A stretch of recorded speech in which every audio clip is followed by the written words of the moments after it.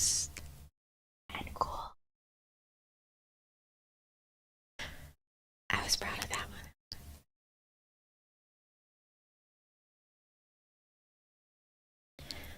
Ghost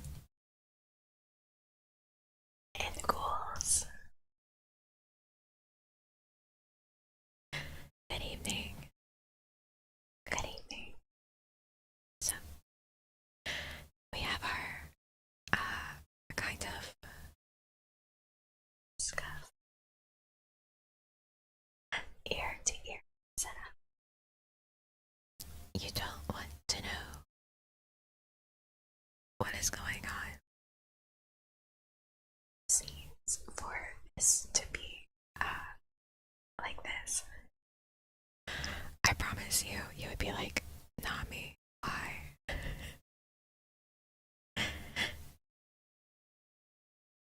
It's not good. And I really am going to work on upgrading it as soon as I can, because, like I said, it's a bad setup.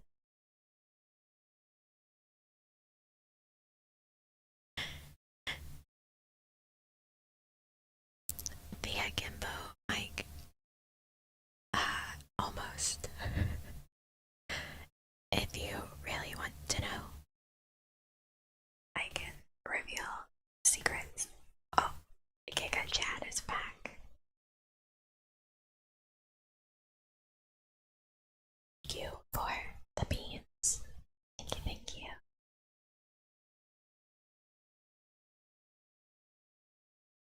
Thank you, thank you.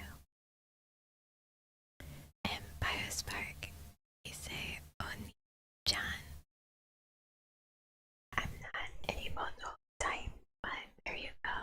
Thank you, Biospark. Thank you, thank you. So,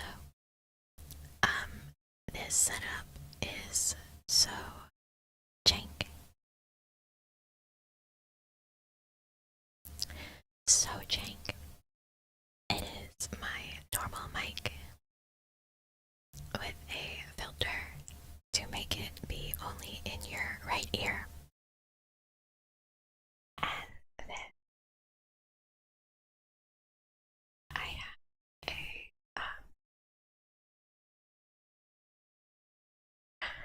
a little lav mic, and it is clipped onto sweatshirt sleeve, and I'm holding it up to my mouth because I couldn't find a better way to get it close to my mouth. And it is panned to your left ear, so it works, but at what cost?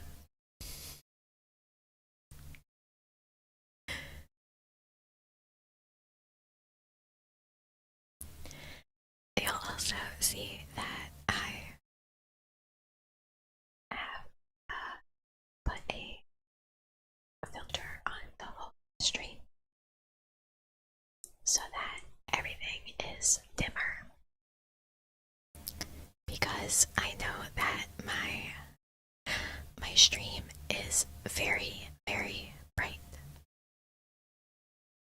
and I listen to ASMR to go to sleep all the time.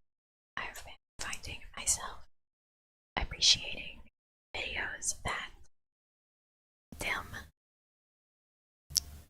are dimmed and have a filter on top to make it darker.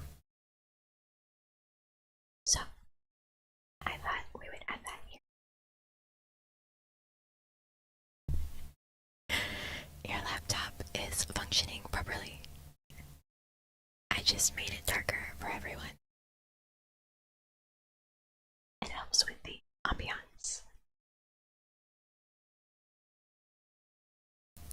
So, tonight we have some spooky stories. They're from a book that claims them to be true,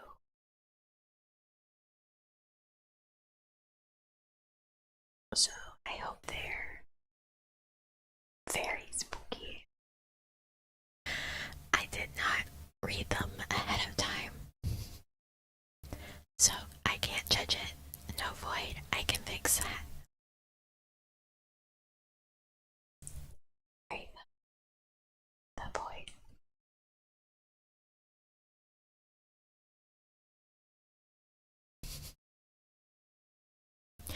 100% factual.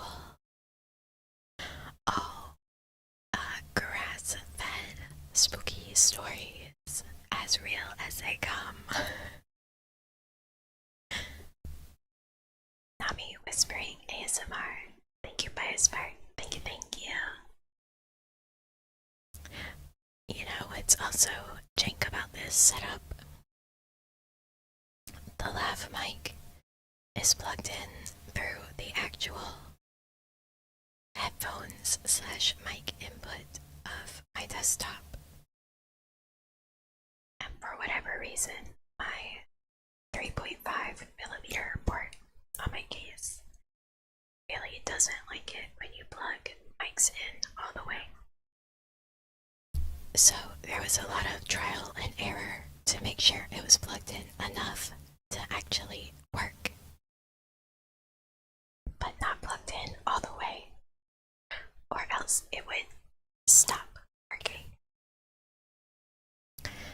There's also 2 extensions on this mic cord because I didn't want to knock the cord around accidentally from not having enough. We're out here making do. You know what? It works, so I'm okay with it. We do what we gotta do until I stop being stubborn and actually buy a better setup.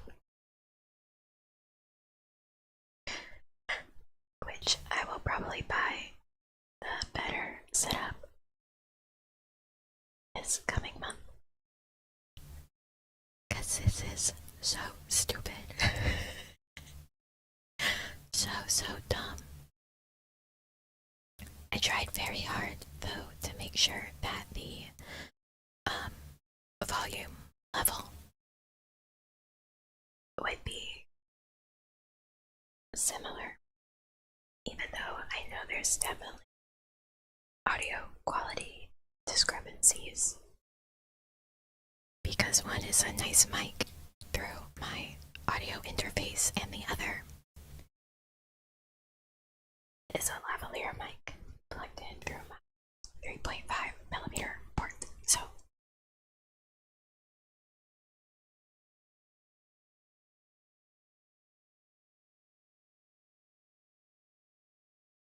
we're out here doing dumb shit. So I don't know how long we'll be going. Both of them going above the noise floor at different times is interesting. That could be because I'm not far enough away from my other mic.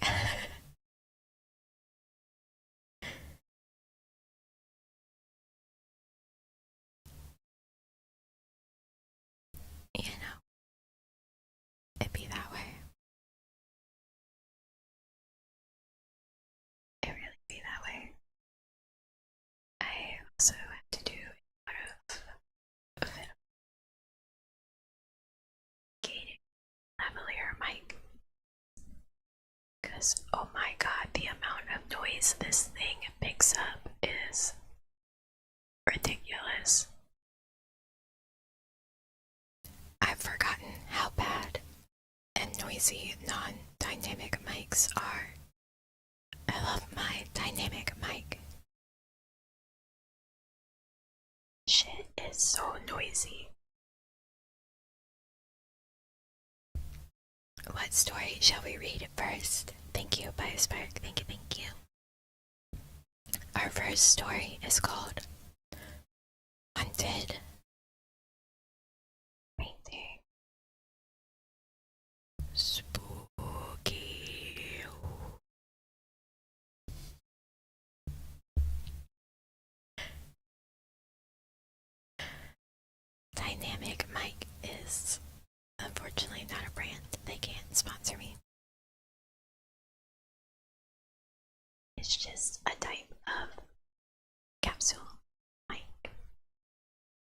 most mics on stage are dynamic mics because they only activate when they pick up sound.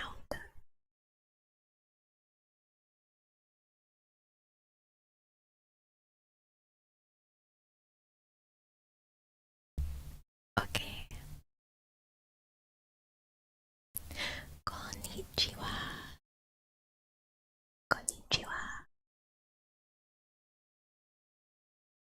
Haunted painting.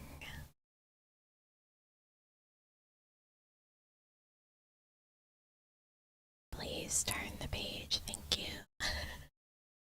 Here we go. It's written in first person, so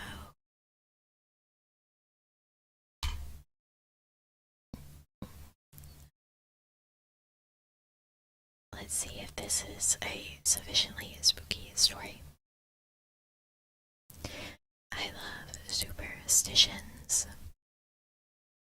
I make my living off of superstitions.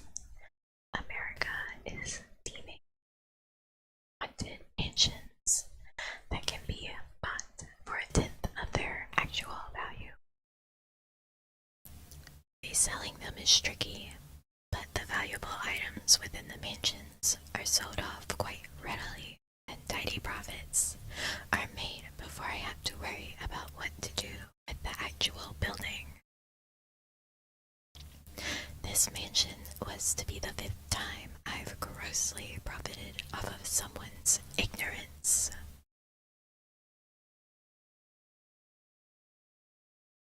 The mansion had the standard story behind it. A child died. Parents had a picture of the child made, and eventually they committed Sudoku after claiming for years that they could hear the child breathing. Or something like that. I wasn't really listening. Less than $50,000 later, and I owned a mansion worth 10 times that before factoring in the sales of the valuables within. I arrived at the property that day after I bought it. Of course, I had sent an inspector before purchasing the mansion, but her job had mostly been to make sure the house hadn't already been scavenged and burglarized. It had not been. I didn't know how much I didn't know much about the property itself. I had never needed to before. I had demolished the last mansion I had purchased and given the property over to some people who wanted to plant some endangered species of bush or tree in the area. Seeing the mansion for the first time, I was nonplussed. It wasn't nearly as massive as the last one, which was to be expected. This one cost half as much, and I was feeling a bit disappointed before I entered through the doors that had once been majestic. The whole of the interior was covered in dust, and the lights were out. I'd have to hire a mechanic to fix the lighting if I wanted to find anything of value. I searched a few rooms with my flashlight and found some valuable silverware and china.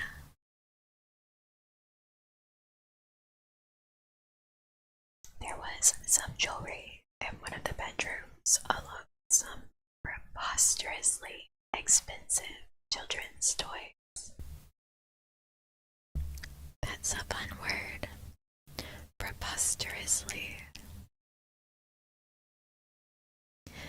There was one of those famous golden Game Boys, a teddy bear with the blue stones, sapphires probably, sitting on a grid that resembled Cinderella's chariot, a dollhouse that probably cost more than my home. And in the kids' bathroom, I found a gold pacifier studded with diamonds.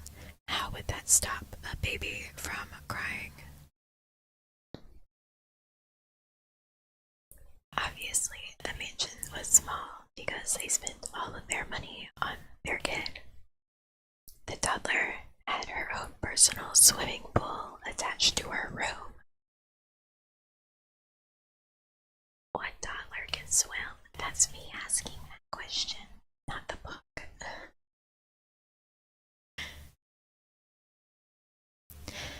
In the master bedroom, I finally found the painting. She was a beautiful little girl with baby clothes that would probably sell for more than the mansion. Her chestnut skin seemed almost silken, and her dark curly hair could have been sold as a llama wool. I'd only felt it a few times in my life, but it is the softest of all wools. This person makes very odd observations. In all respects, she was a perfect child. Barely of toddling age, she was laughing and painting. Her underdeveloped teeth stretched wide in a smile. The framing of the painting looked gold, but there was probably a stronger metal underneath.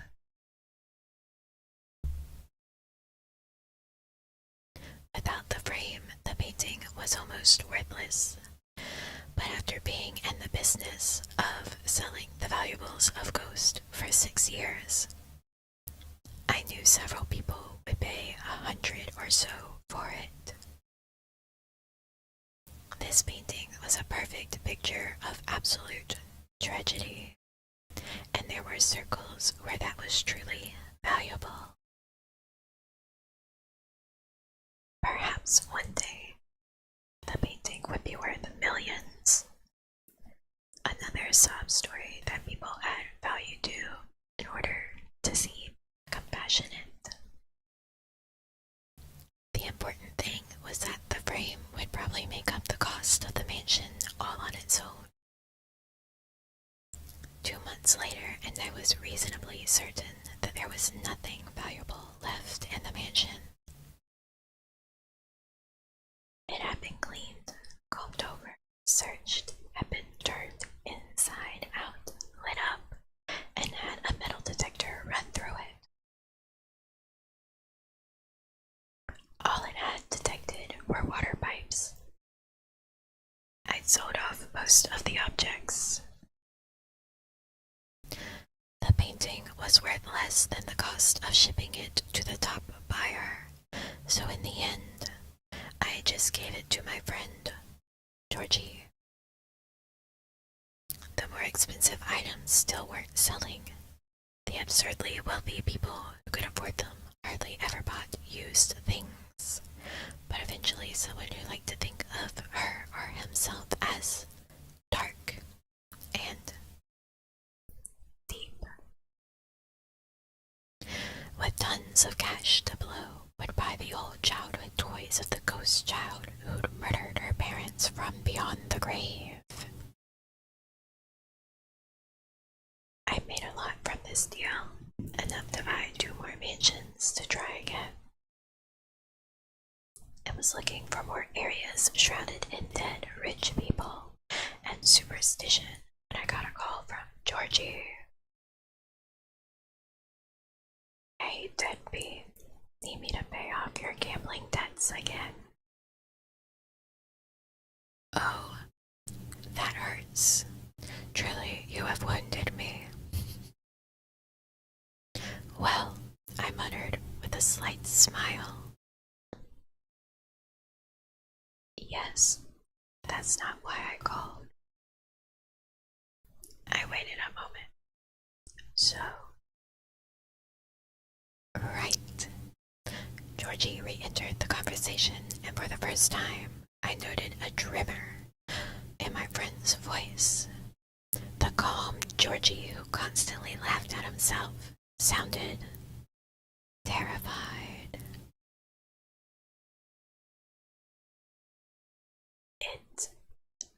It's the crying. I can hear a baby crying all the time when I gamble, when I sleep. It's throwing me off of my game and making me stay up all night. And sometimes when the crying and screeching is so terrible, I don't think it can get any worse. I start to choke. I feel like I'm drowning. I feel like I'm supposed to be drowning. Is something wrong with me? I could hear Georgie crying. Georgie, listen to me. I'm going to check on a few things, okay? Lie down, try to get some rest, drink a glass of water. I'll call you back as soon as I can, okay?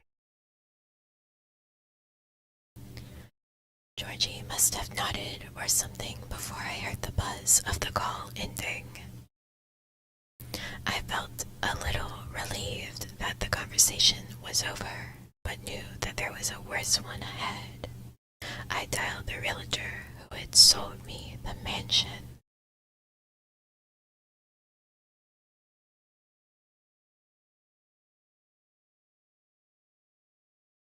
I introduced myself and reminded him of our prior relationship. Oh, you're the one who took the Williams Manor off of my hands. I can only thank you.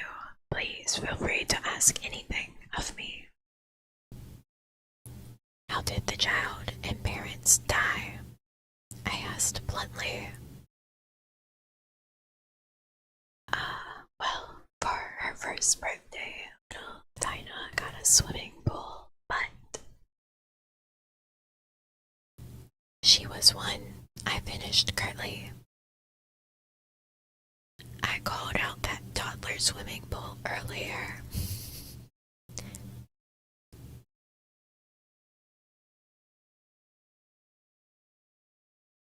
Yes, in the night she fell into the pool and drowned while her parents were sleeping.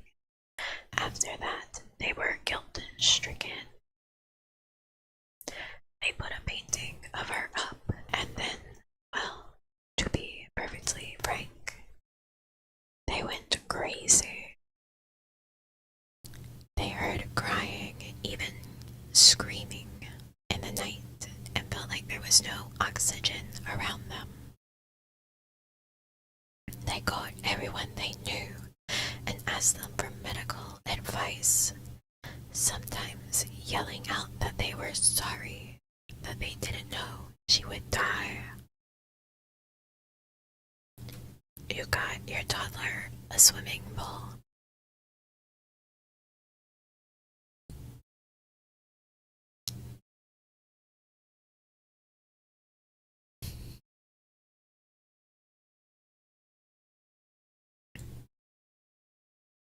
Hi, These people got their toddler a swimming pool. Only a week later, they drowned themselves in the same pool where they had found her body. Superstitious nonsense, I told myself insistently. Then, could the painting be the problem? Thank you, I said shakily and hung up. I took a quick breather and called Georgie. Yes, my friend answered almost immediately. I think there might be hallucinogens in the painting I gave you.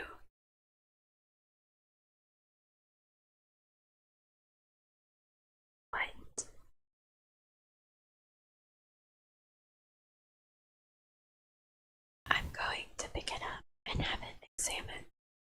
first, I'm going to check you into a hospital so that they can get rid of anything in your system that might be causing this.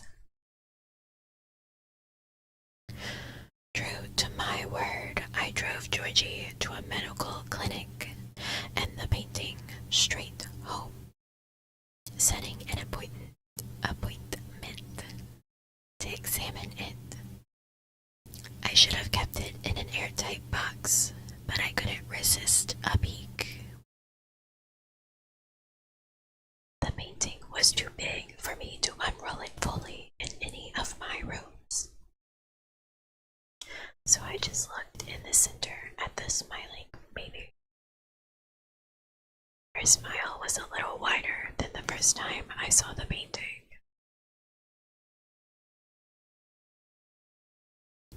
Hallucinogens, I told myself. Then I called the realtor again and asked him to send me a picture of the painting from before the Sudokus. I gave him my email and in minutes had a message in my inbox. I opened the attachment and saw the painting as it was on the first week of its existence. The baby was frowning.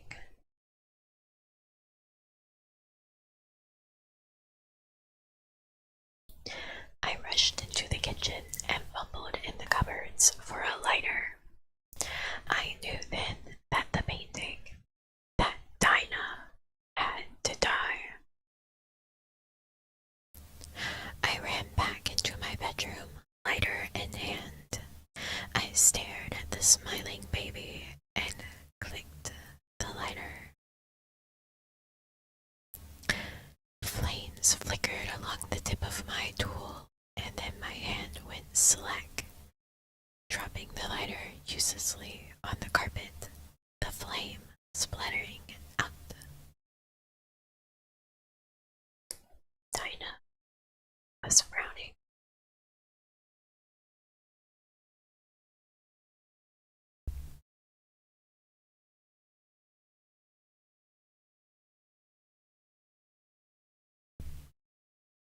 Suddenly, I was doomed, as I heard crying, screaming, filling my ears, my mind, my soul.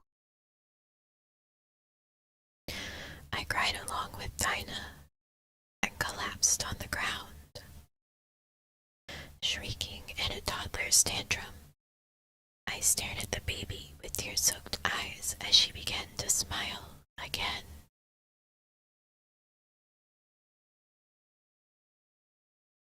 The crying stopped, and pushing the oxygen from my lungs, I realized that I could not inhale any to replace it, as any attempt to take in air felt like trying to breathe water. I found myself face down on the baby's belly, crying, as if I was drowning on dry land. Dinah was smiling.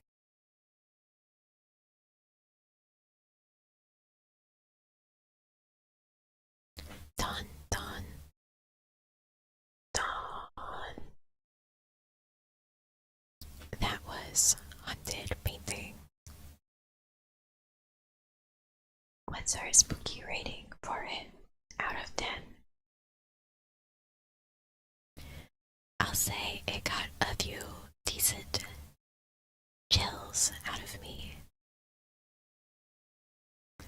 The first mention of the painting frowning originally, that was a good reveal. A 7 out of 10. I think that's fair.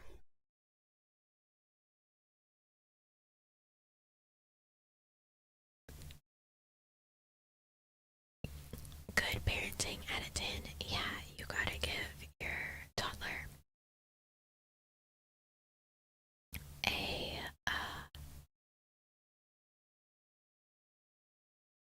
a swimming pool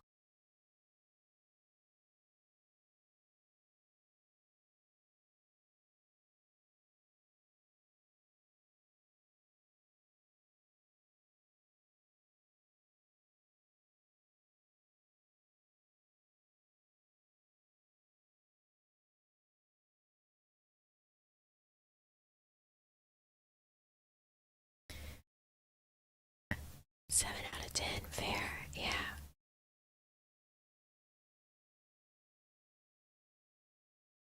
One birthday away from giving the toddler a chainsaw.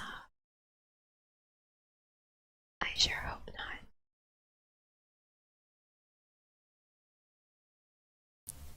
So, is there any way we can read along? This is from a book, so you would need to have the book.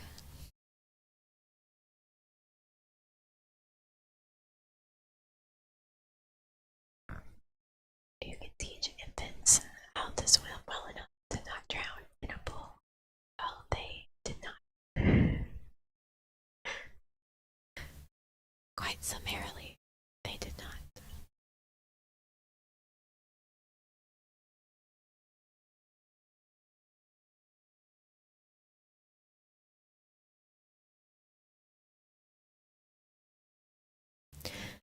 The next story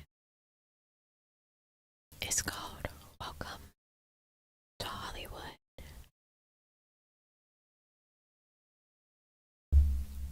Let me get some water.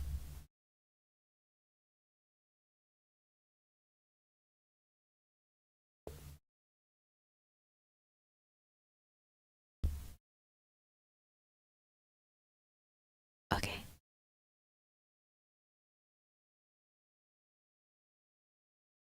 I dropped my suitcase on the scratched wooden floor and looked over the empty living room of the one-bedroom apartment.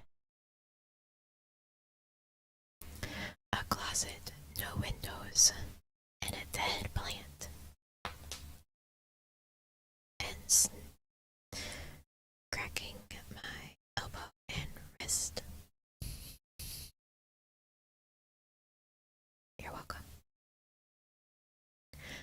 The photos on the website had shown furniture, but I should have known better. Either way, it was a long way from the fluffy white carpet and pink walls of the Alpha Delta sorority house. We got a sorority girl. But at $900 a month, it was all I could afford, and I was lucky to even get it at that rate. The lease of the former tenant, who the landlord slipped out over the phone, had been an actress too, had been broken, and he was desperate to rent it out. But that was the price of living in North Hollywood, and it was worth it. Or at least, it would be worth it. Dropping out of Iowa State after my sophomore year to become an actress was easily the craziest thing I'd done. And when I told my parents what I was doing, their heads had just about spun off. But whatever. I was taking my shot at this now, and thanks to some killer photos I'd sent in a video of me playing Sandy in Greece in my high school play. I had already lined up 2 auditions for tomorrow and a 3rd one next week. That must be one impressive high school version of Greece.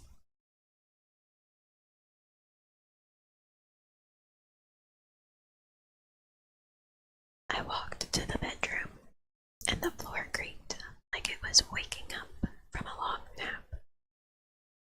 Stopping in the archway, I rubbed the back of my neck. A dresser backed up against one wall, and a full-size bed with a nightstand next to it lined against the opposite one. Thank God there was a window in the center wall, though. I managed a small smile as I looked out at the sunny blue sky shining over the sidewalks and shops. You didn't get much of this in Iowa in November. The apartment might have been a 3, but the view was an 8.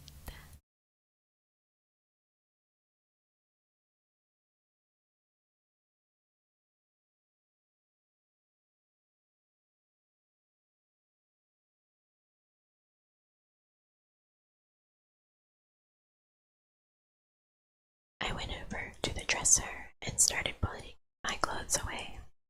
My eyelids got a little heavy as I stuffed the last of my sweaters in the bottom drawer, and I figured I'd better catch a quick nap before going out again.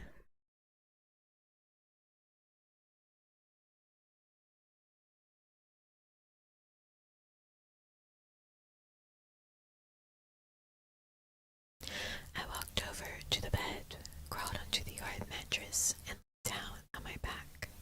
I stared at the tinted white ceiling. 9,000 in the bank and no immediate income. What the hell was I doing? I woke up to feel the bed rattling. An earthquake. My heart pounded as I hopped out of bed. The rattling stopped instantly. Much better, I said, and went to the bathroom. I took a quick shower, threw on my yellow ISU gymnastics t-shirt and one of my 7 pairs of faded Levi's, and hustled out of the apartment. The iron stairs echoed as I jogged down them. When I got to the bottom, I pushed the door open and walked out onto the sunny white sidewalk. I wandered the street for a while, grabbed dinner from a little Thai place, and headed back to the apartment. The day was catching up with me again, and my first audition was at 9 morning, so I figured I'd better crash early. I watched some TV on my tablet for a while and fell asleep in the middle of Gilmore Girls. I woke up to a scraping sound. It was coming from the living room closet. Pulling my sheets tight, I held my breath and listened as the noise got louder, like it was trying to get out or get in. A few seconds later, it stopped, and I drifted back to sleep.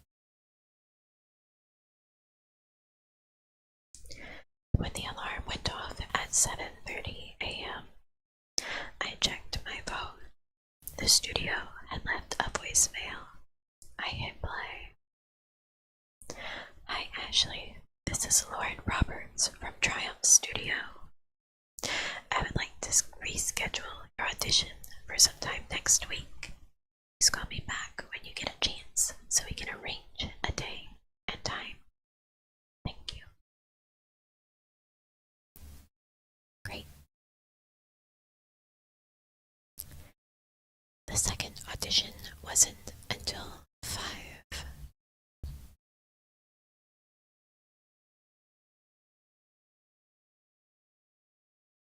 And I fell back to sleep. I didn't wake up until almost noon, when I slid out of bed and hit the shower. I twisted the hot nozzle farther than the cold, but even after a couple of minutes, the water was still icy. I turned the heat up, but the water just got colder. Enough of this. I shut the water off and shivered as I stepped out of the shower. The tile floor felt like a slab of dry ice, and the whole bathroom was freezing. This place really sucked.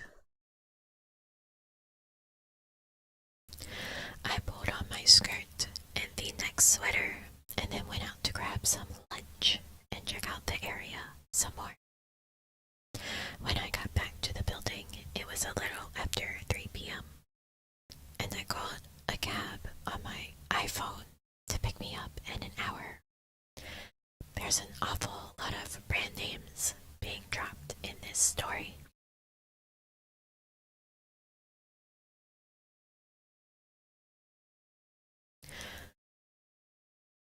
I didn't want to sit around the apartment, so I waited outside. The cab showed up at 4 p.m. on the dot. I got in and told the bald cabbie to take me to the Sun Star studio. The guy chuckled. No problem.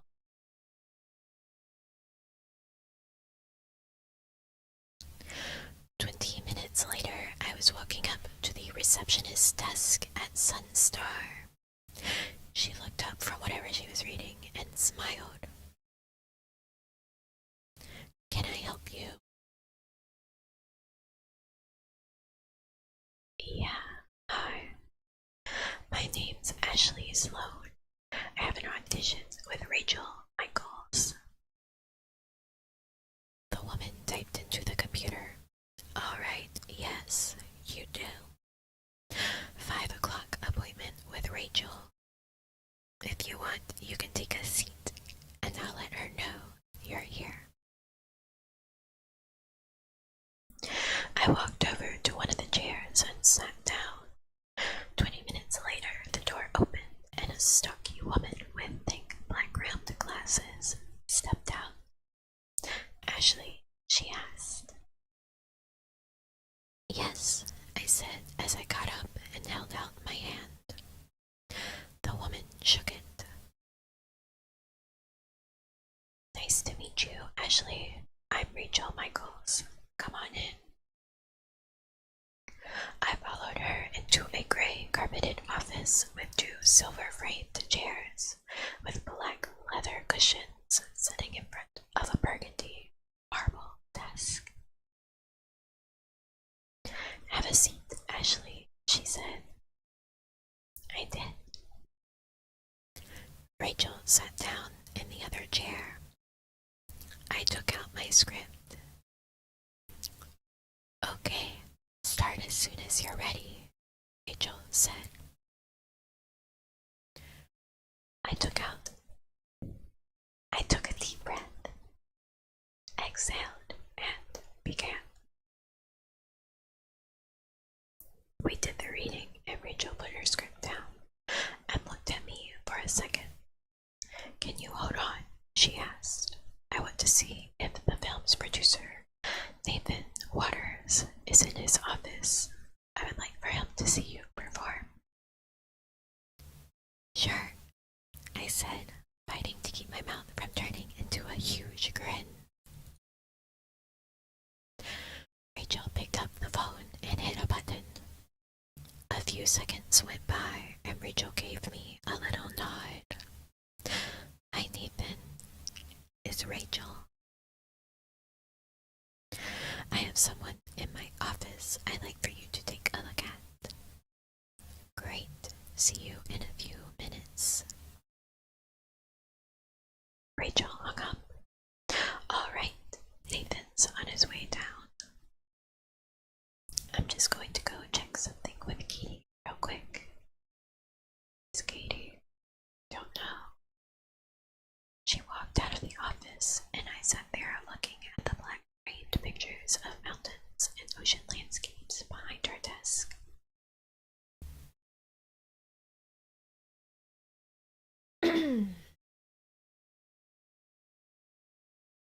A few minutes later, Joel came back with a guy wearing faded jeans and a black short-sleeved polo shirt who looked like he should be playing pro beach volleyball.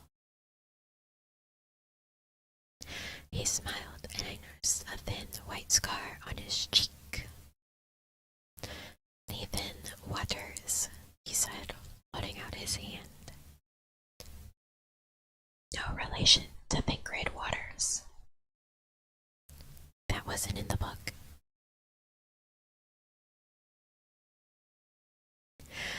I shook it and introduced myself. Nathan then stepped back and folded his arms. Okay, whenever you two are ready. I read through the scene again with Rachel, and then we were done. Nathan clapped. My skin tingled. Very nice, Ashley. Very nice. What the fuck is a thank grid?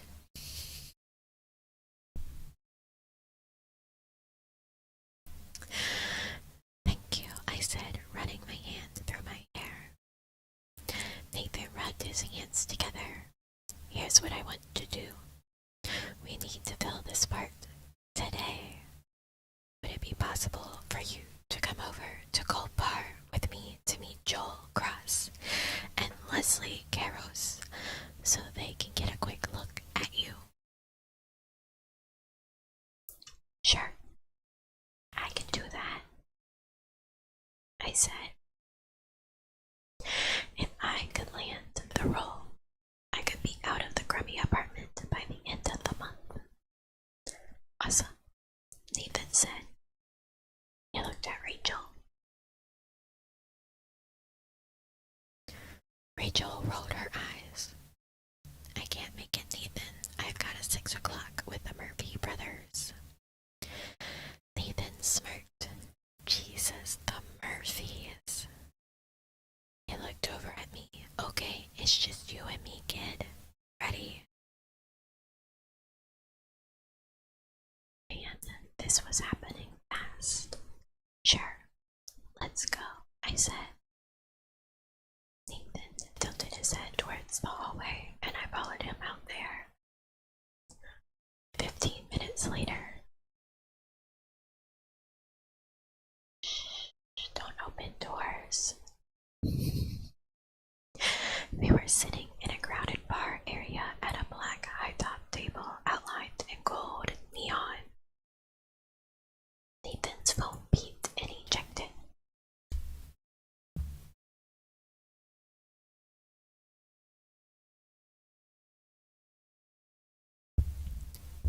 Looks like it's just going to be us. Leslie and Joel got hung up with some pre-production stuff. I don't trust this man. Not for a moment.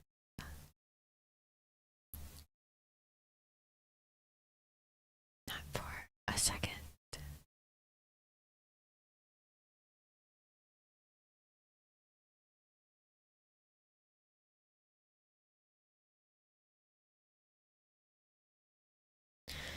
The table shook, and I picked up my water so it wouldn't spill. Damn mini quakes, Nathan said, lifting his glass. I looked around the restaurant, but no other tables were shaking.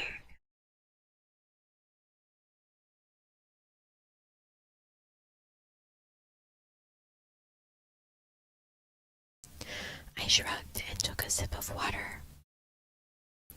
The table stopped rattling, and we spent the next 2 hours talking about the movie. Why I wanted to be an actress, the scar on his cheek, which was from an accident he'd had on his boat, and just a bunch of other random stuff.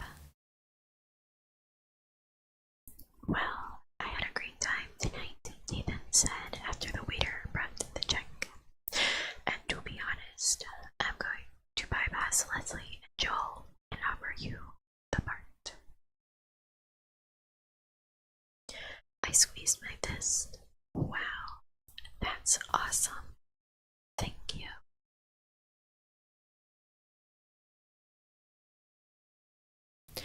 Nathan signed the check and set the pen down. Maybe we could get together and talk about things this weekend. I held my breath for a second but couldn't resist. Yeah, I would love that, I said.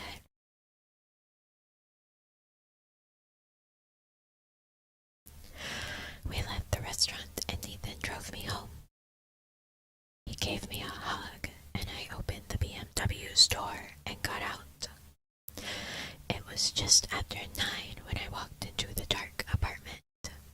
I went into the bedroom, lay down on the bed, and fired up the video streaming service that is a brand name, but we're not sponsored. At midnight, I started to drift off to sleep. I heard the scraping sound and my eyes popped open. The bed began to rattle and I slid off it. My entire body trembled as I grabbed my cell phone off the nightstand.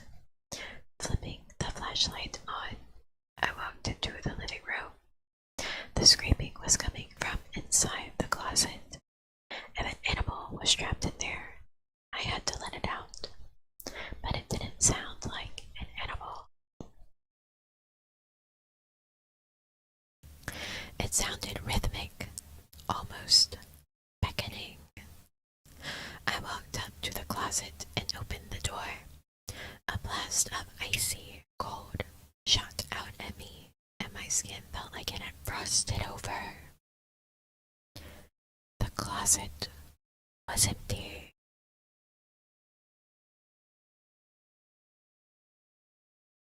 Just a single shelf with a manila folder sitting on top of it. I took the folder off the shelf and opened it up to see a black and white headshot of a girl with black hair and beautiful almond-shaped eyes. At the bottom right corner, it said in gold print, Kara Walker. I took the photo out of the folder and there was a copy of a typed letter underneath it.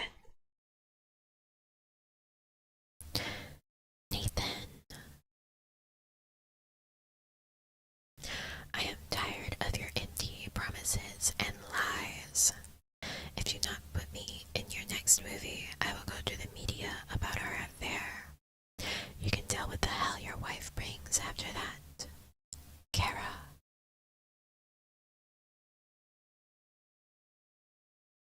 I typed Kara Walker into my phone. Kara Walker death appeared at the top of the search.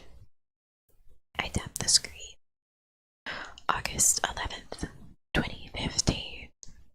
The body of Kara Walker, a 22-year-old actress from Minnesota who had stared. That definitely says stared. It means starred.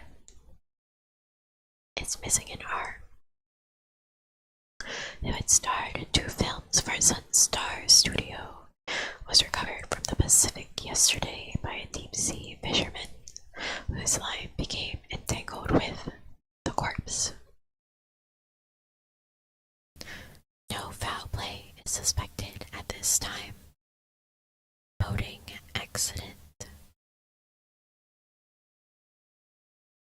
The gust of cold wrapped around me and the photo shook. Thanks, I said quietly. I set the folder on the floor. Tomorrow I would call the police. And then I was getting the hell out of Hollywood.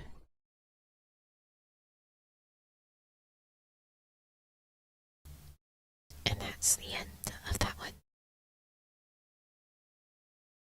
What are our ratings? I'm giving it a 2.5 out of 10. That wasn't spooky. It was just kind of sleazy. But definitely not spooky.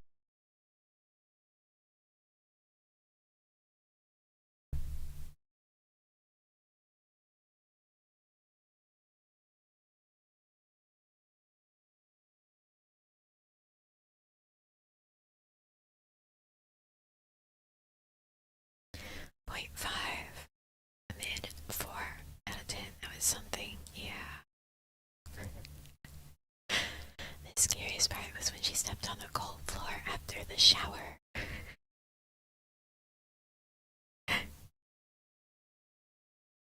It wasn't even a hot shower, it was a cold shower.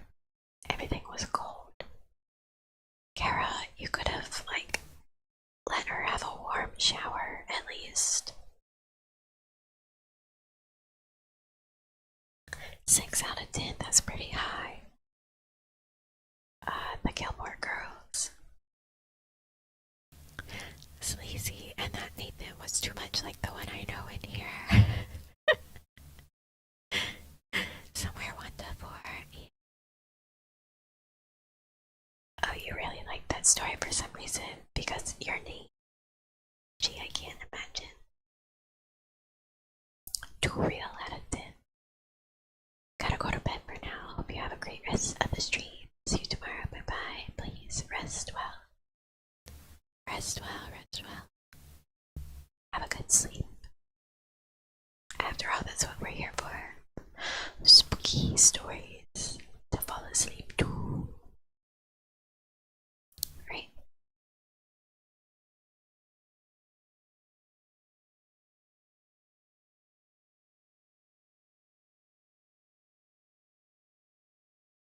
Uh-oh, one of the stupid chihuahuas is barking.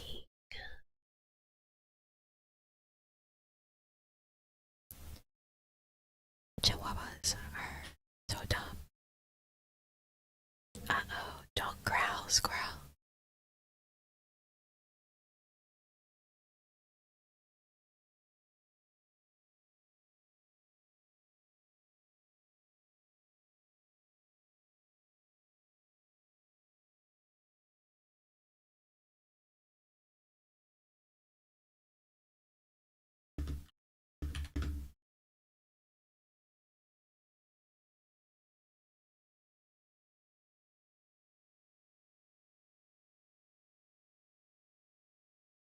Okay. The temporary fear of potential dog noises is over.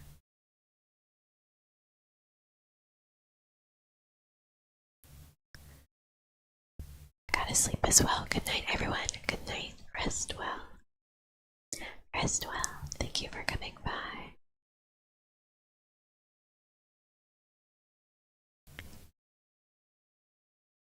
Let's get one last story in, and then I'm probably going to end it so that I can sleep, because I scheduled the karaoke for very early in the morning instead of later morning slot. I guess I'm just insane.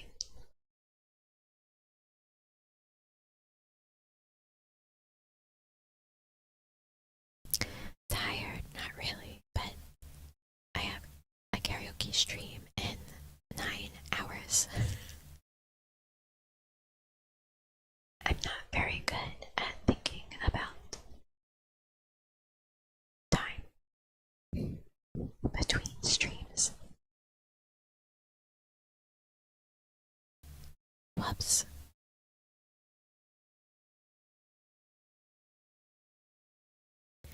So,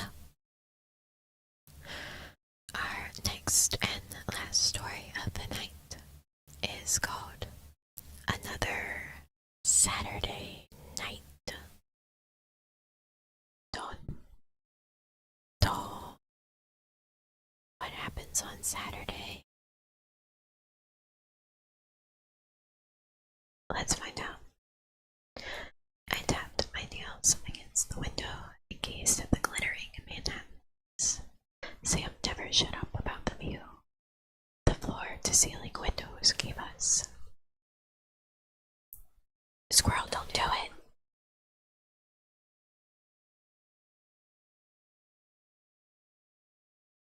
I could hear the cats running in the hallway, and so could she. God, I was so scared.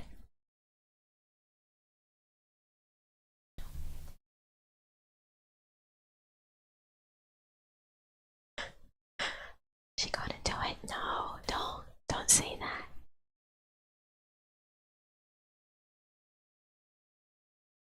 I have my hand ready. Oh, he loved it so much. It was amazing. He never spent any time up here, but Sam worked hard at the farm. Problem being, he played even harder outside. outside of it. And tonight was another night out with the boys. Some cold ones with the boys, with the boys, with the boys. You guys are the boys, right? Boys, boys, boys, boys. Squirrel, don't do it. Oh, she's just getting more comfortable.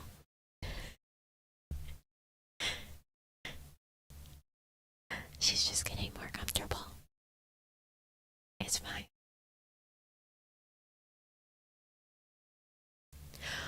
Old friends died hard, and unfortunately, the 40-something-year-old man children that he still hung out with probably weren't going anywhere soon.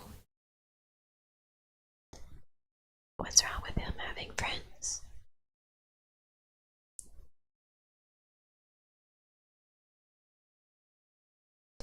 Let the man have his friends, lady.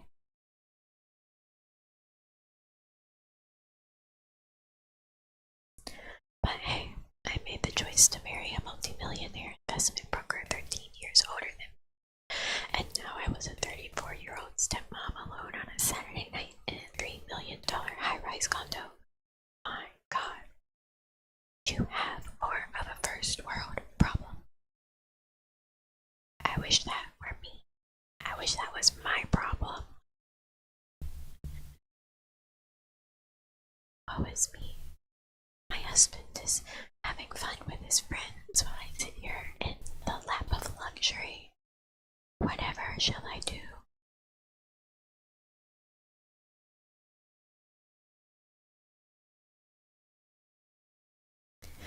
This was what alcohol was for, I guessed.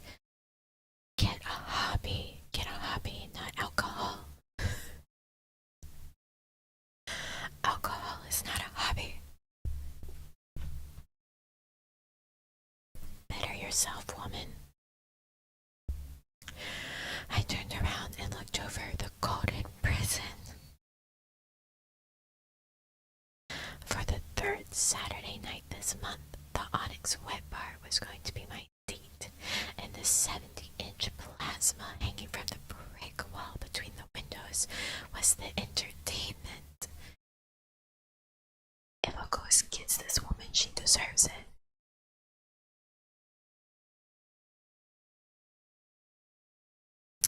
Of course, the pinball machines lined up against the wall opposite the TV were there for me when things really got dull. They always did. Might as well get started.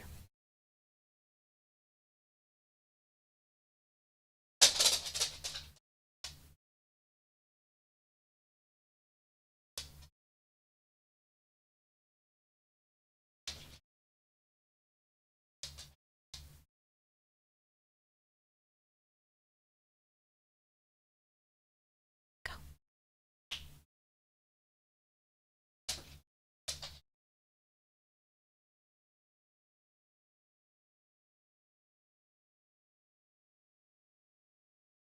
Not effects. It's called the squirrel jumping from the bed and me trying to tell her to lay down.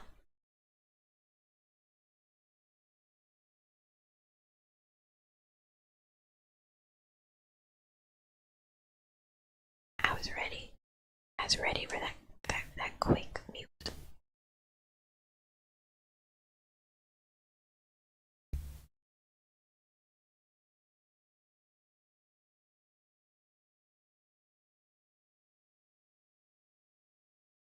Sam had put the bar between the two bedroom entrances, so he could slide right in there every morning and whip up a quick pre-work screwdriver.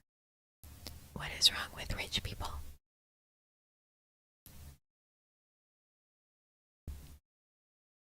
He kept it stocked like an uptown nightclub.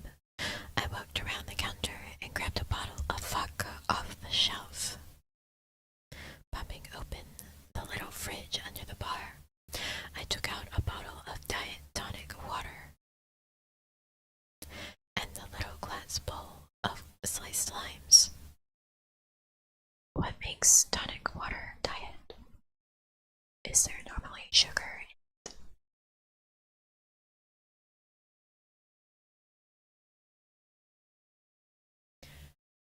mixed the drink and took a sip. The rough edge of the pouring night faded a bit, and I walked over to the purple, gold, and green desert impressionist painting hanging on the far side of the condo. I had painted it the year before I met Sam, and it was the last work I'd done since. Why doesn't she paint more then?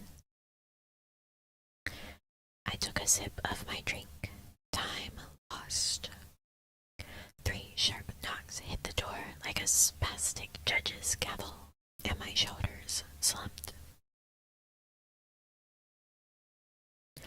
There was only one person besides me and Sam who could make it up here without the doorman calling first. And I was in no mood to deal with them.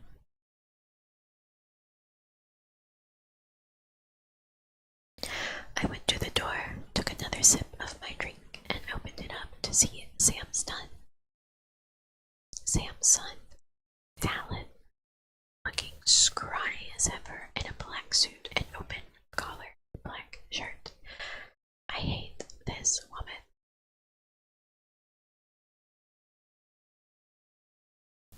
Hey, Sarah, he said as he walked past me. 9 years as a stepmom, and he wasn't going to be calling me mom anytime soon. It definitely says son in the book, but I know it means soon. Not that I wanted him to. Talon walked straight to the bar and poured himself a glass of scotch. Sam had been letting the 23-year-old drink since he was 15, and if nothing else, the kid wasn't a cheap drunk. I noticed his hand jittering as he raised the glass. "Where's my dad?" Talon asked just before he took a drink. "He's out with his buddies."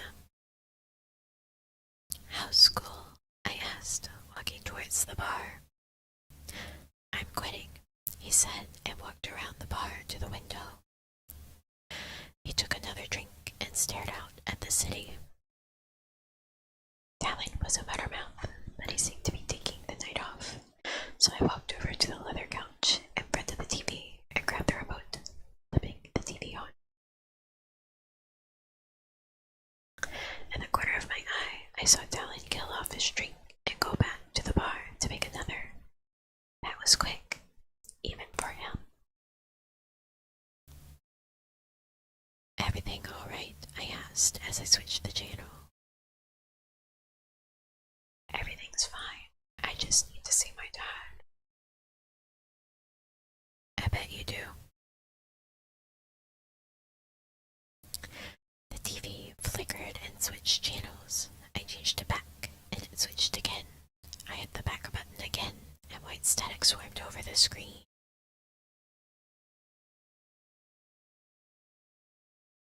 "Damn it," I said quietly, trying a few different channels. I bit my lip and glared at Talon. Things just went bad when he was around. "Is he a ghost?" The kid didn't look good though. His thin arms and hollow cheeks made him look like he hadn't eaten a real meal in a week. He had dark pockets under his eyes like he hadn't slept in a few days. Talon suddenly swatted at the air, and then downed his drink, made another, and hurried into his old bedroom, where he still crashed a few times a month. He slammed his door, and I rubbed my face. I'd rather have him lock himself in there until Daddy came home than deal with him. But the mom, or stepmom, and me was a little concerned for him, and I walked to his door. When I got to the door, I turned the knob, but it felt like a sumo wrestler was pushing back on the other side. Talon let go of the door. He didn't budge, and I pushed harder, but got nowhere. An alcoholic runs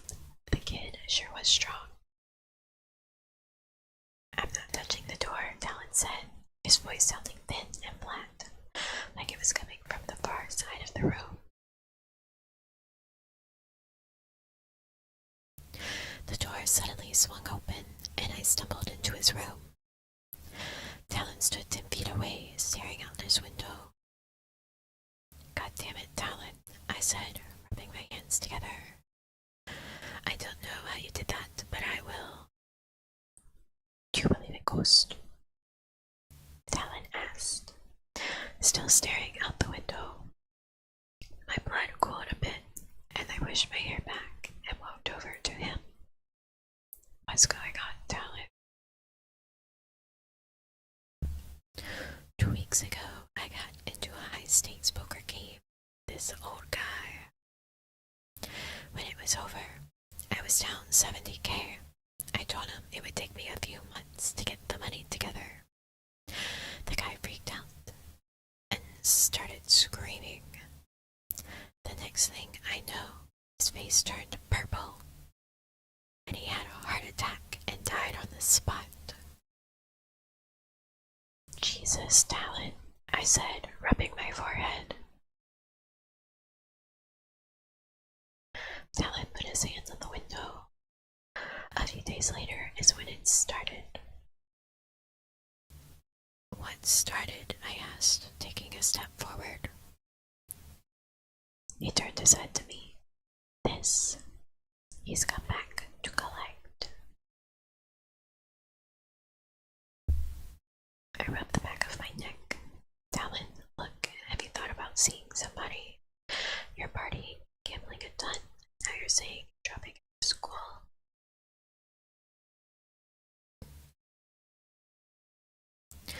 "You're not my freaking mom, Sarah," Talon said as he looked back out the window again.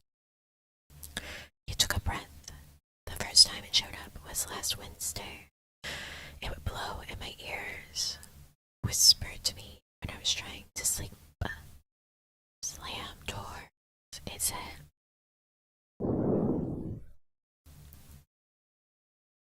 "What up, bitch? Slam, slam, slam."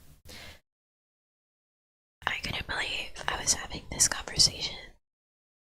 I knew Talon used drugs, but I didn't know how much. Maybe he was having a nervous breakdown, or even a psychotic episode.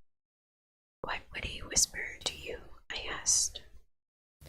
Talon said nothing and just stared out the window. "Talon, what the hell do you think that I owe him?" "Oh, so it's more of, you owe me, bitch, not what a bitch. Understand?"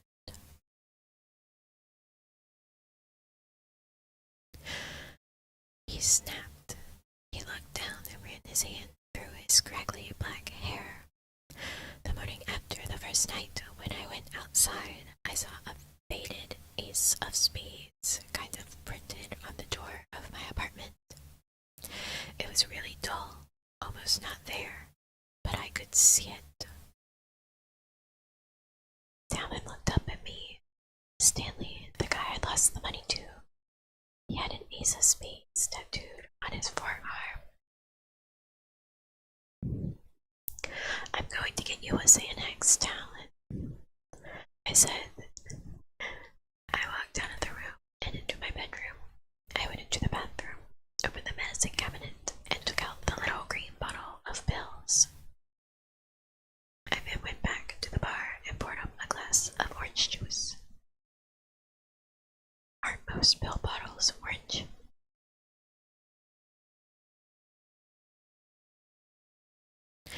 "No," Talon's voice shot across the condo. "You're dead. Leave me alone." "Oh, my bitrate. Don't be a ghost." Hey, hey, hey, hey. Bitrate can't be a ghost. Cut that out."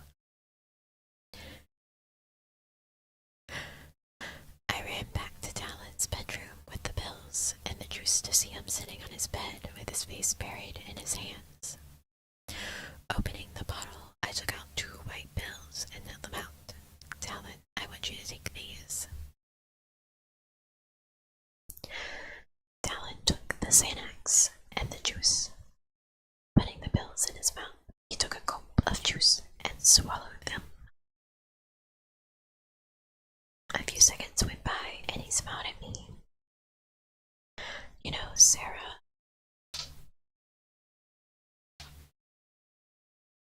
it's too bad you met my dad first.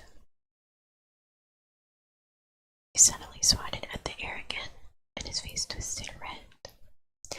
I told you I'd pay. It's your fault you died like that anyway. But another.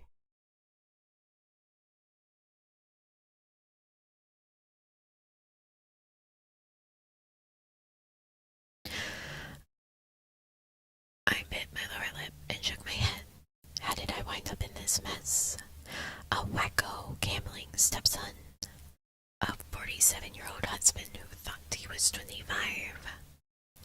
That painting had been good. One of the top art dealers in Soho had appraised it for almost 30 grand. Talon's body relaxed and the redness in his face went away. One good thing about you being with my dad, though. Yeah, I asked. His mouth widened into a Joker grin.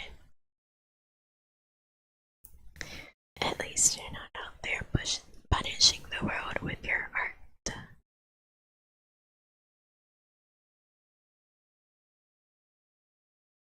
Burn.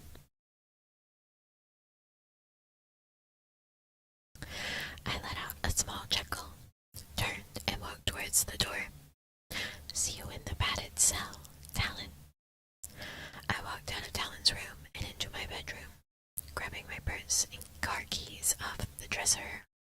I went back into the living room and towards the apartment door. Where are you going? I heard Talon ask from the entrance of his room. I don't know, I said without looking back, but I'll be back for my meeting. What should I tell my dad? Whatever you want, Talon. I stopped at the apartment door, put my hand on the knob, and looked back at him. You always do.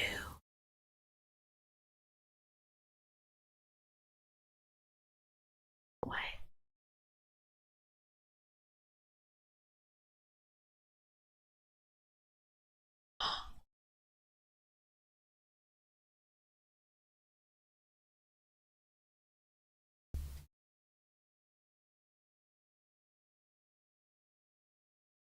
Okay. I opened the door and took a step out. I turned back around, and Talon. Yeah, he asked, his face now drooping like a lost puppy. Yeah, the way that was worded was weird.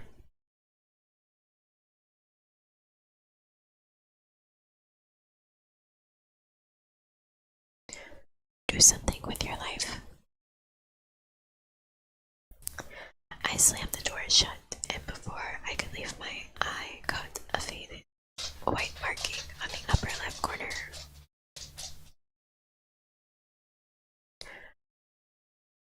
Of the door's beige wood. Squirrel. Yeah.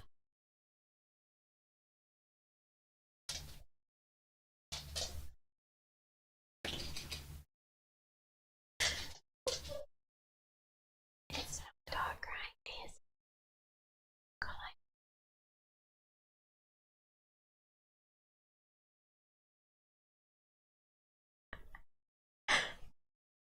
Please, call it down.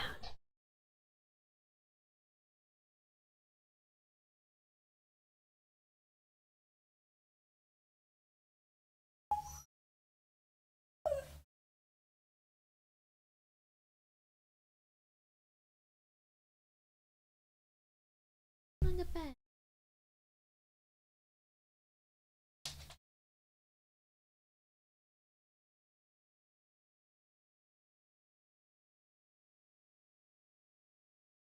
She really wants me to pet her.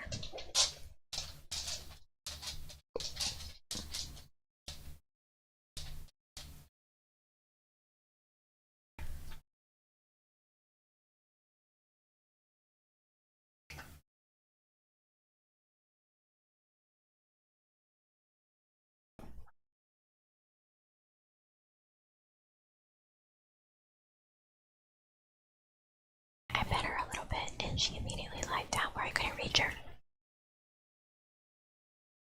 Now she's drinking a shit ton of water.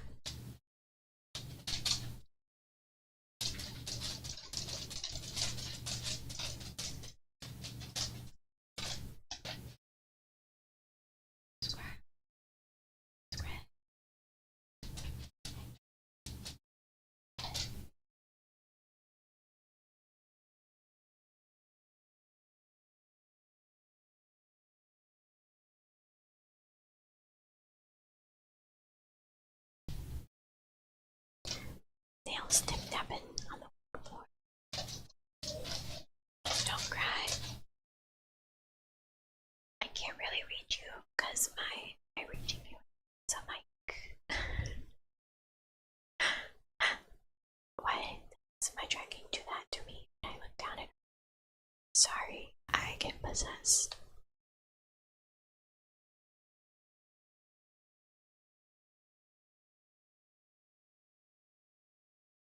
I'm almost done. So I'm gonna, okay.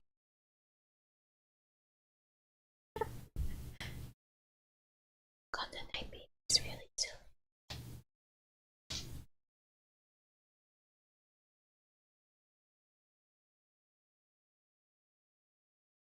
There's your peek into life with the squirrel and the birds.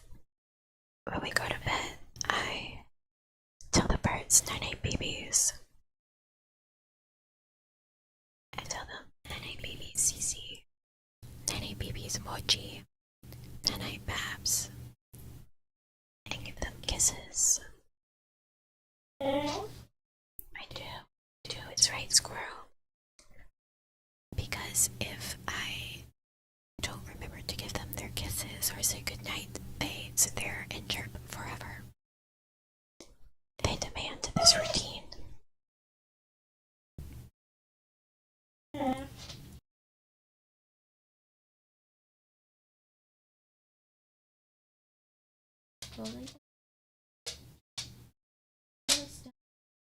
Down.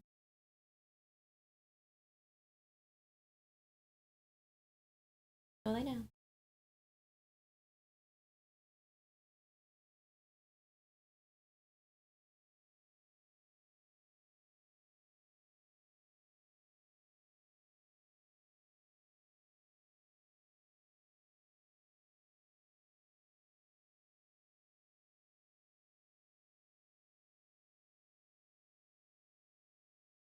Good. Go lay down.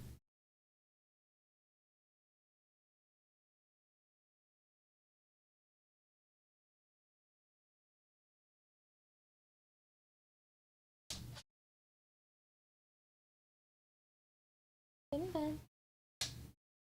Go on. You can do it. Do it.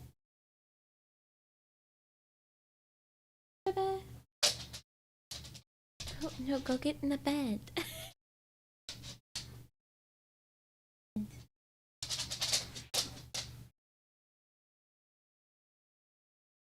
Good girl. Okay, she got in bed. Where was I? Oh.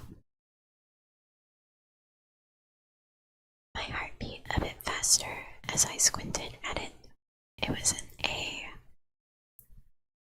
Underneath it was the faint shadow of a spade.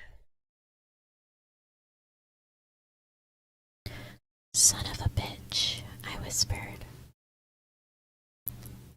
I ran my hand over the A, and a streak of cold shot through my palm and into my body like someone had injected ice water into me. I took my hand away, and my body warmed up again. So ghosts are as real as pain-in-the-ass stepsons. You know what I just thought of? This book says that these are supposed to be like real stories. The haunted painting story. The narrator died. Who told the story to this person?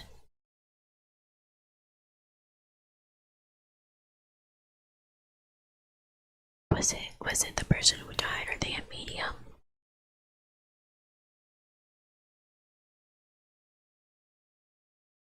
Anyways, I thought about going back in, but the last thing I needed was a pissed off ghost chasing me around. Well, dealing with Talon and Sam have been enough of a headache for the past 10 years. I nodded and walked down the gray carpeted hallway towards the elevator.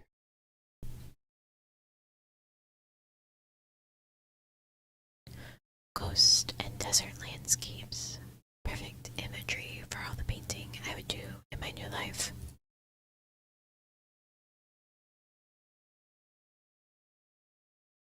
Oh my god, this woman really just said bye, bitch. Good luck. Ghosts are real. Good luck, not my problem. Sucks to suck. I hate this woman.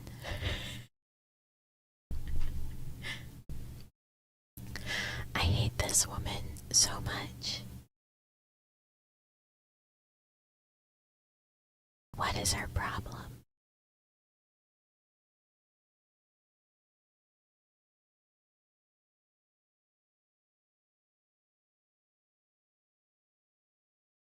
Why is she like this?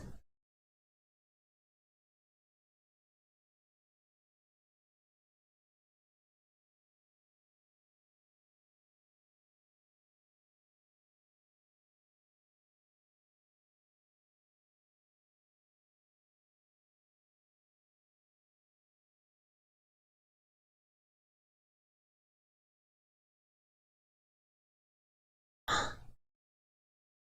What?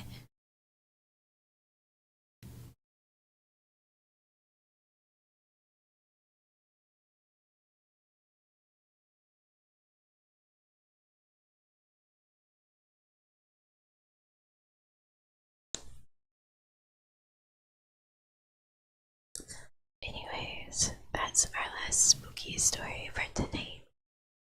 I got a spooky story ASMR myself into bed. I hope you appreciated it. We'll have to read some more of the spooky story because I think it said that we were only like 25% through the book. So there's lots left in the book, and also there's 3 volumes. So that was just the first volume. There's 2 other books of these stories. So we can do a lot of spooky story reading. The material is there.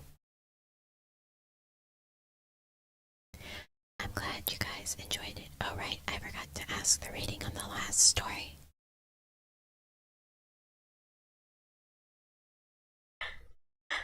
I gave the last story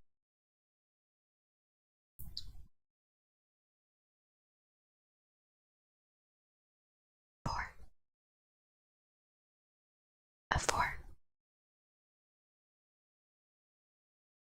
I hate that woman out of 10. That is the right rating. Yeah. 3 out of 10. The stepson part didn't go where I thought it would, right? I thought like maybe the dad was like dead or something because he was really insistent on talking to his dad. And then like I don't know where the whole like his opening with like meeting his dad first or whatever. Like I was like, oh, are you saying like you like Sarah, like you like this woman, like you wish that you met her first? Wait, I don't get that part.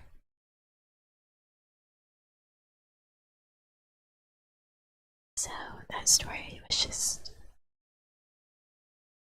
it could have been better.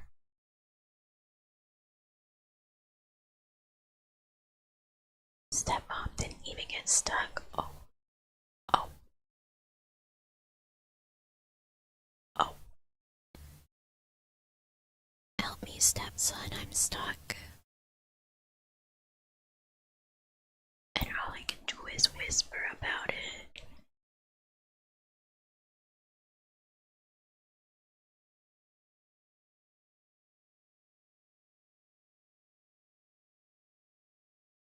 Who names their kid Talon?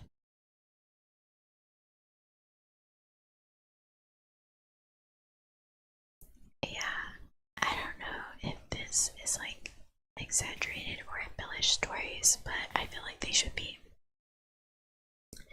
Because if this is not embellished, they could use some embellishing. I'll be real, I wouldn't mind some embellishing on some of these stories. Because, they really opened with like the strongest one so far. For what we've seen, they said, alright, put the best one in the front. And maybe people will keep reading. Maybe people will keep reading.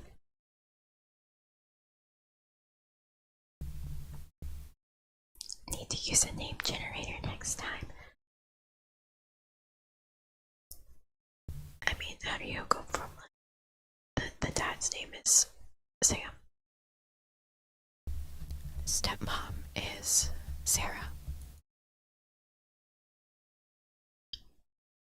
The son is Talon. Like, what was going on with this bio mom?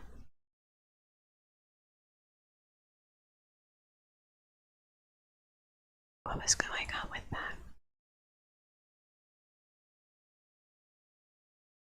Oh, you know what? This is like stealth public book club meeting. I just thought about that. We read book, and now I'm dunking on it.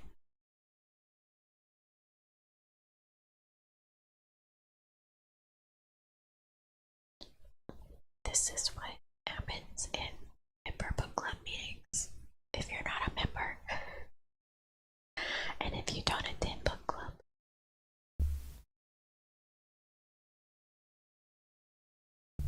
You tricked us into reading a book. Ha ha ha. My dastardly plan worked. It worked. You read something. What are you gonna do about it?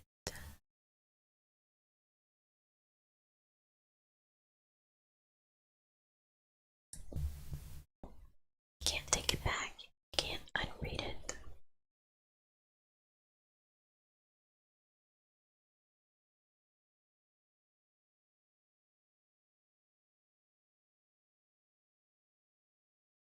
Scarier than the story is. Not as gross as the actual book club. That's true. You like reading? Good, you should like reading. Bit different from what I remember from book club. Not sure why. Yeah, I can't imagine. Can't imagine what's different.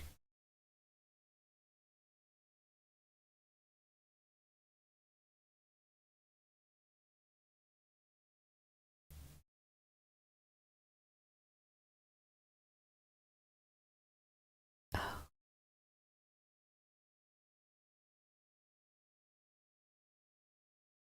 Wait, I just realized.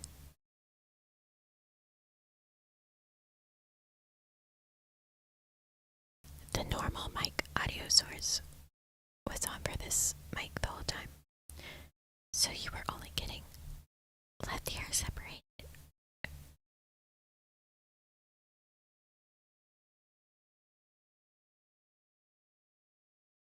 And right ear was in both ears. Why didn't you say something? What the fuck?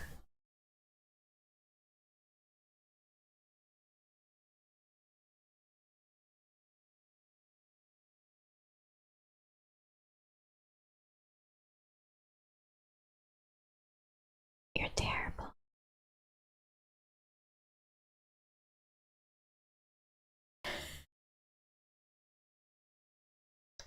was intentional.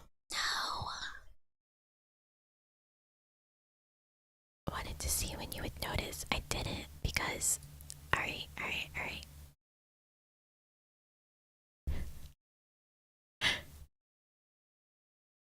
Okay. For the audio mixer on OBS, in order to see my normal mic source with the ASMR mic sources visible, I have to scroll. So I did not see it until I went to go turn off the ASMR mic sources visibility. And it was on.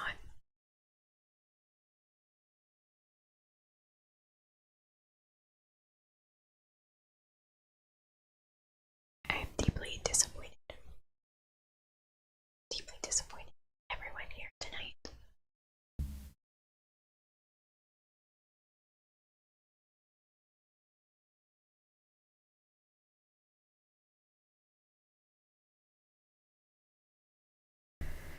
Yeah, we'll have to do it again to do more of the dumb stories in the book with properly right ear mic. I even described my setup and everything, and you people were like, ah, right ear, you mean both ears? Not gonna see anything about it though. What the fuck? That's messed up. That's messed up.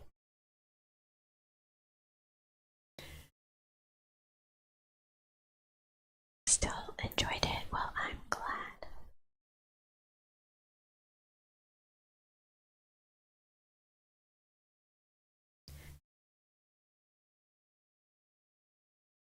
The pilot is moving the plane. I don't ask if he's drunk.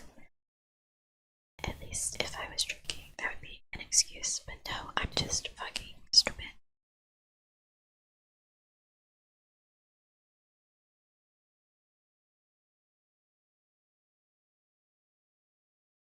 Maybe one day I'll have ASMR that isn't scuffed in some way.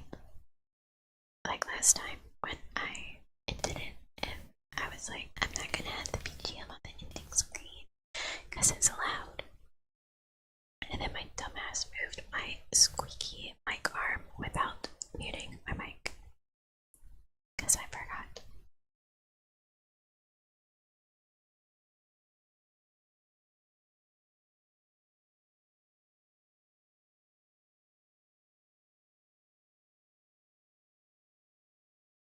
For Nami's, yeah, that didn't really describe it.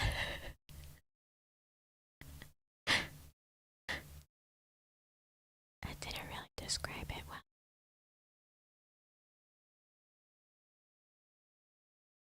Man.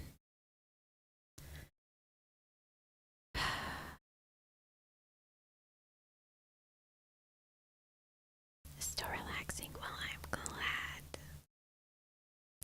I'm glad you guys had a good time. I mean, yeah, I guess I am because that's the point, isn't it? That's the point, isn't it? Isn't it, Gumna?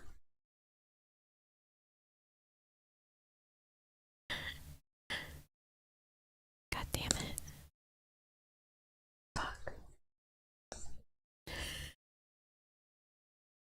There you go, some more ASMR cursing. Isn't it? It's not Tuesday.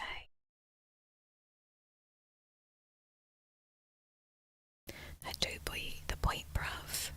To be the point, bruv.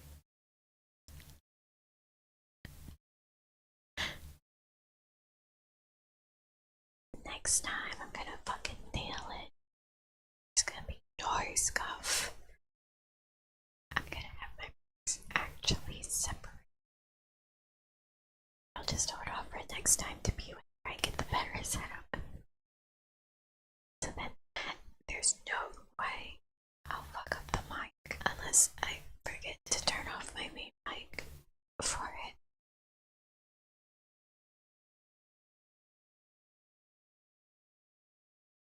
So I forget to next though. I'm gonna have to make an ASMR button on my stream deck so that I don't have to use my brain.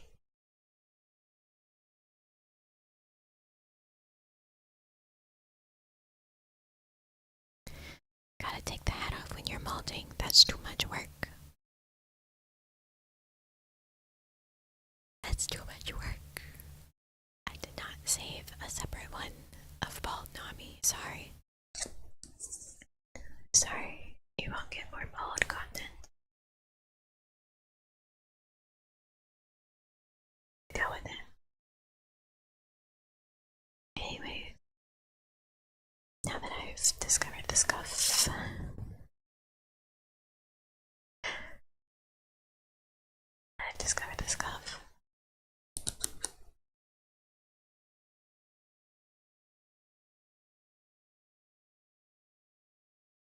it's time to end this stream. Time to end this stream so I can go to sleep.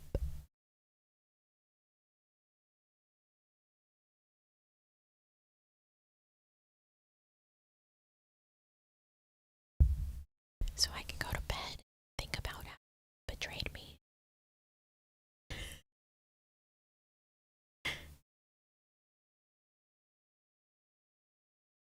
And wake up tomorrow. Oh shit, fuck, I didn't prepare a list of songs. So that'll be doing a stream tomorrow. So I guess gathering songs.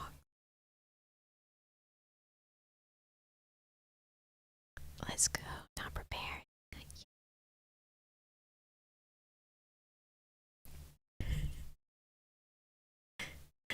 Thanks for the sleep in theory. I'm happy to provide.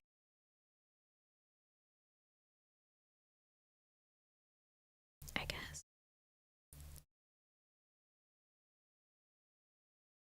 I guess.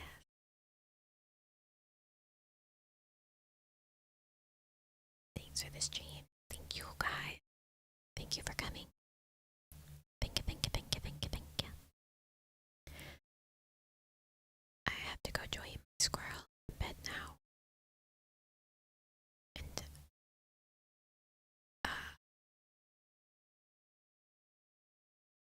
she's not on my pillow for once, so that's great. I won't have to deal with that.